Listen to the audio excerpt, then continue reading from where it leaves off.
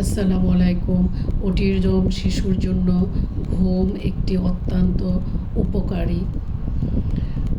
একটি স্বাভাবিক মানুষও না ঘুমালে কিন্তু সে সুস্থ থাকতে পারে না। তেমনি আপনার শিশুর জন্য আপনি ঘুমের একটি রুটিন তৈরি করুন কিংবা ঘুমের একটি সার্কেল তৈরি করুন যে কখন সে ঘুমাবে।